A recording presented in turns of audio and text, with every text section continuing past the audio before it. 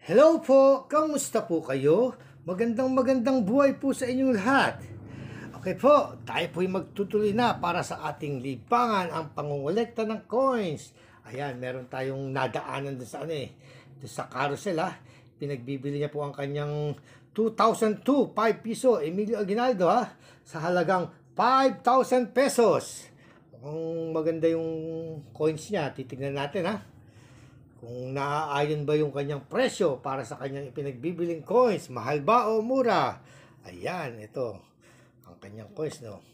Ako nagagandaan ako dito sa coins na to kasi kakaiba siya no.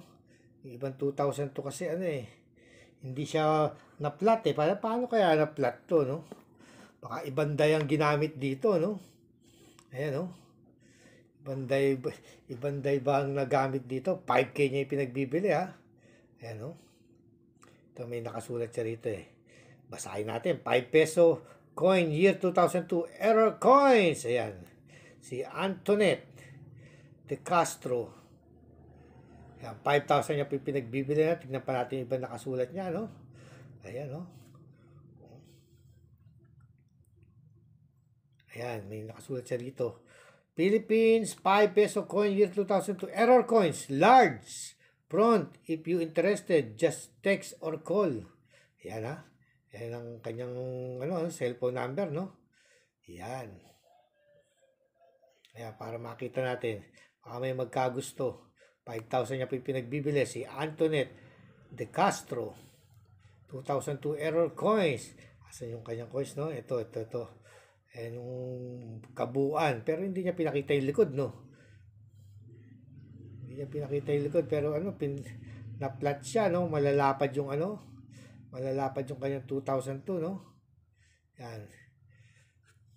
Kung medyo mahal man, siguro may tawad pa yan, no? Pero maganda tong coins na to kasi kakaiba siya, no? Kasi ibang coins na 2002, kung titingnan natin, ito meron siyang picture dito Ayan, no? Yung 2002, ito yung isang 2002, no? Ito embossed kung ba sa namamaga, no? Maga siya, no? Ayun, no? Makakapal ang kanyang kakaiba to. Ngayon lang ako nakakita nito na 2002. Pero meron nung akin 2002, hindi kaya ibang dayang ginamit diyan. Sino kayang gumawa ng ng day na 'yon? Ano ba 'yung Central Bank ba o may gumawa ng ibang day? Hindi siya medyo malayo siya, no? No? Hindi natin alam kung variant siya, no? Hindi. Pero ganun pa man, pinagbibili niya sa halagang 5,000 pesos ang kanyang coins. Yan, no? Yan. Ayun, nakita na natin.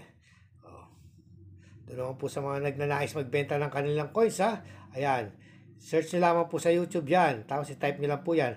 How to sell in carousel. O kaya, paano gumawa ng account at magbenta sa carousel. Yan. Panoorin nyo po yung video yan. Type nyo po tapos search nyo, tapos type, tapos sabay panoorin ang video yan. Ituturo po sa inyo kung paano gumawa at magbenta sa carousel. Tsaka ng account, no?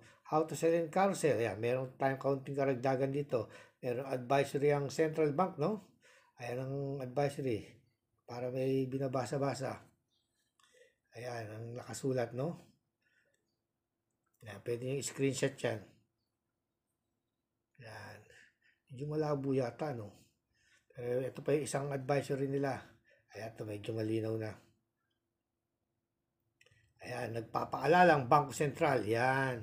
Ayan, basahin niyo po yan. Medyo makakakuha po kayo ng kaunting balita mula sa Central Bank.